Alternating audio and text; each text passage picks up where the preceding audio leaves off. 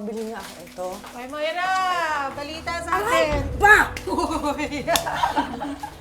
Moira!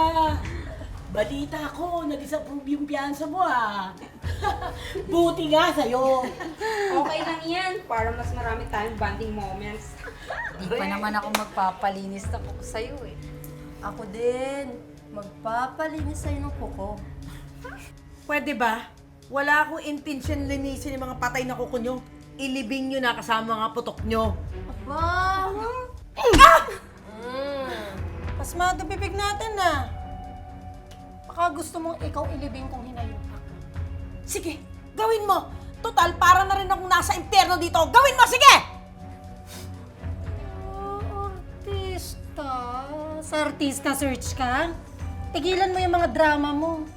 Palibasa kayo mayayaman, akala nyo mga Diyos kayo, gaga. Eh, paano ngayon? Hindi ka na pwede magpiyansa. Oh. Halit na ducks na yan.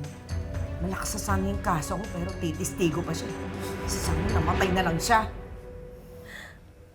Oh, edi ipapatay mo.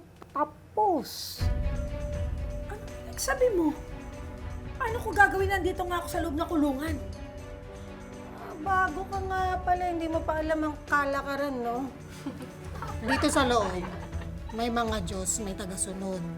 May mga nagpaparusa, pero lahat pwede mong mapagawa.